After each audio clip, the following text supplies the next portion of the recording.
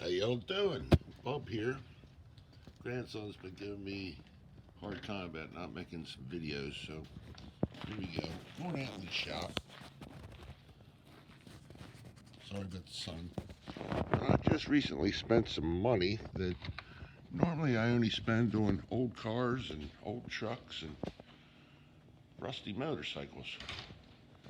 But what I did was I upgraded my heating and air conditioning system in the shop. Retiring the old wood stove. Went with this new modern mini set, slimline. There's a couple different names for this thing, but basically it's a heat pump. And yes, I know heat pumps are only efficient to a certain degree, but I'm not going to be out here when it's that cold anyway. And if I start missing my wood stove, it's going to the son-in-law's house. It'll be nice. And what I really like is all this space that I've gained. That stove sat out almost 5 foot from the wall. You can see the mark on the floor out there where it sat. So I've got all this much more room for activities. And what really makes me happy is I got a small grandchildren and they like to come out here and play. And it would always worry me that they were going to fall into it and hurt themselves. But this thing is awesome. I've been out here since 5 o'clock this morning and it was cold this morning. It's about 10 o'clock now. This thing is nice. It's 72 degrees out here all over the shop. Very nice. 20 minutes after I turned it on, it was working great.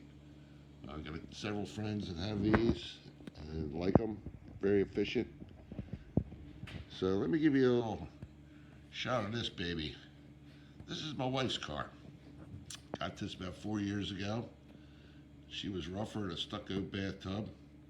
My plan was to just give it a little bub love and knock the ugly off of it and pass it on. She fell in love with it. It was originally Meadow something. It's kind of a pea yellow. And she wanted the blue. So took it all apart, put it on the old rotisserie, media blasted it, did all the body work, rebuilt the engine, transmission, drive shaft, differential, suspension, rear suspension. Every nut and bolt came out of this car. It was cleaned, polished, painted, lubricated, and put back together. Got it started almost a year ago, pretty much right around this time last year. Broke the cam, bearings all in, everything was going good. Just didn't want to idle very well. I was running this Elderbrock aftermarket carburetor, which I've had very good success with on other people's projects, but I've never put one on a Pontiac. And I think what my problem really was the Pontiac manifold. I tried to do this one-handed. It's shaped a little different than the average small block Chevy. Well, actually, all GM cars in this era, Buick, Oldsmobile, Pontiac, they ran quadrajets, but not all quadrajets are created equal.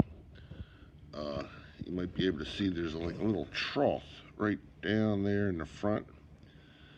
Small block Chevys don't have that. Buicks don't have that. So if you get a quadrajet to stick on, it's got to be for a Pontiac. Now I have a couple of them, and none of them are for a Pontiac. What the big difference is the linkage on the side. There's one over here on the shelf.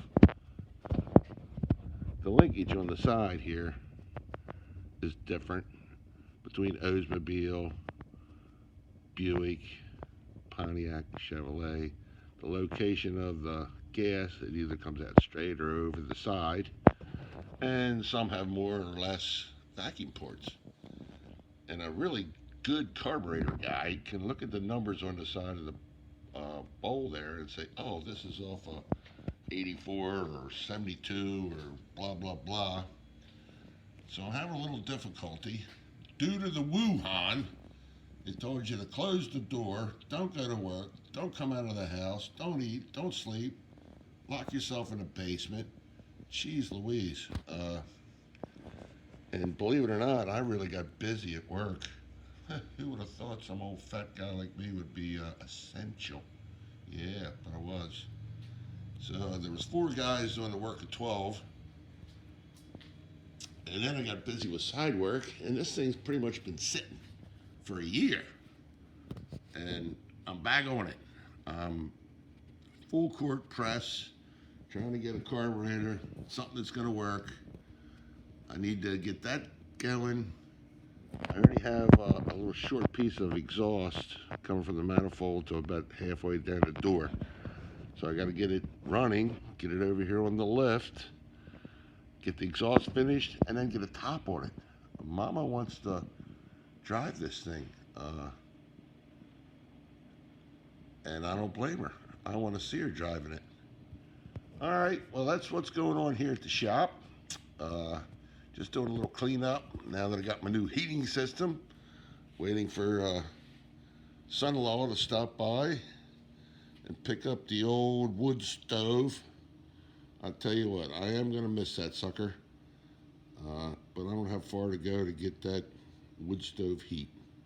Something about the smell, the sound, and when you park your butt up against that thing and start smelling dryer sheet, ooh, that heats you right to the bone, baby.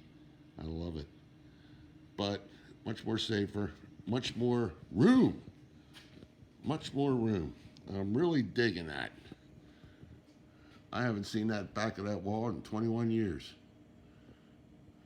And like I said, you can see the spot on the floor where it came out. A lot more room for activities. All right. That's about all I got for you. Thanks for watching. Now, hey, leave a comment.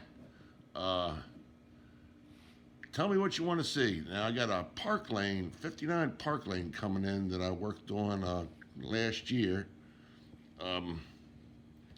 Did the transmission, a bunch of front end work. He's supposed to be coming in next week or the week after next. Can do some electrical stuff. This and that. That ought to be cool. Very cool looking car. Got another motorcycle heading this way. We'll try to film some of that. And sure enough, as soon as I get my carburetor dilemma worked out over here for the old Project Misfire, so my young, beautiful, loving, caring wife will be able to finally drive her car. All right, you heard it first right here on Roller Derby. See ya.